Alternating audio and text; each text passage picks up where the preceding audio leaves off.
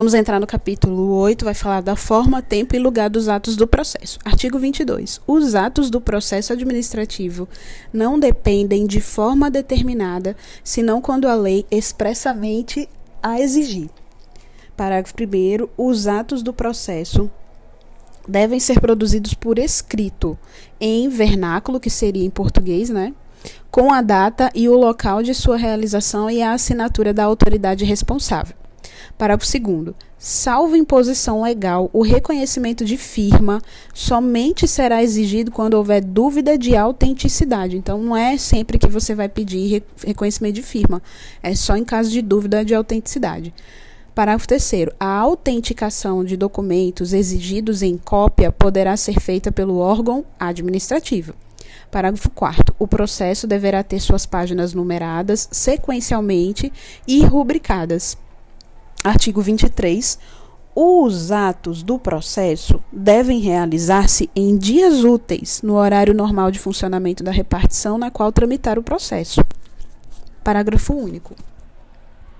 Serão concluídos depois do horário normal os atos já iniciados cujo adiamento prejudique o curso regular do procedimento ou cause dano ao interessado ou à administração. Artigo 24. Inexistindo disposição específica, os atos do órgão ou autoridade responsável pelo processo e dos administrados que dele participem devem ser praticados no prazo de 5 dias. 5 dias, salvo motivo de força maior. Então, vou reler. Que estamos diante de um prazo, né? Se não tiver nenhuma disposição em contrário, né? Uma disposição específica, os atos do órgão ou da autoridade responsável pelo processo e dos administrados que dele participem deve ser praticado no prazo de 5 dias, salvo motivo de força maior. 5 dias. Parágrafo único. O prazo previsto nesse artigo pode ser dilatado até o dobro, mediante comprovada justificação. Justificou, pode prorrogar esse prazo até o dobro. No caso, 10, né? Até 10 dias. Artigo 25. Os atos do processo devem realizar-se preferencialmente na sede do órgão, cientificando-se o interessado se outro for o local de realização. Então, vamos priorizar lá o localzinho onde o órgão fica. Eu vou gravar nesse mesmo áudio a parte que vai falar da comunicação dos atos, o capítulo 9. Vamos ler. Artigo 26. O órgão competente perante o qual tramita o processo administrativo determinará a intimação do interessado para a ciência da decisão ou a efetivação de diligências. Parágrafo 1º. A intimação deverá conter a identificação do intimado e o nome do órgão ou entidade administrativa. 2. Finalidade da intimação. 3. Data, hora e local em que deve comparecer. 4. Se o intimado deve comparecer pessoalmente ou fazer-se representar. 5. Informação da continuidade do processo independentemente do seu comparecimento. 6. Indicação dos fatos e fundamentos legais pertinentes. Parágrafo 2º. A intimação observará a antecedência mínima de 3 dias úteis, quanto à data de comparecimento. Então, a intimação tem que acontecer com, no mínimo, 3 dias úteis em relação à data de comparecimento. 8 e 8. Ai, gente.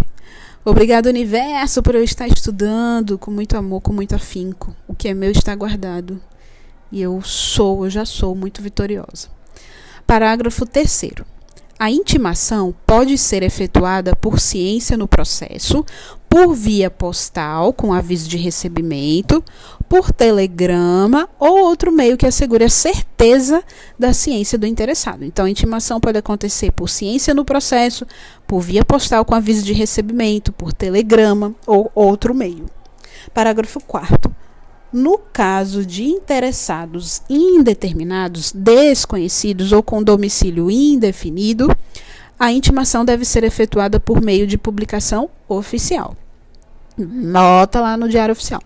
Parágrafo 5º. As intimações serão nulas quando feitas sem observância das prescrições legais, mas o comparecimento do administrado supre sua falta ou irregularidade.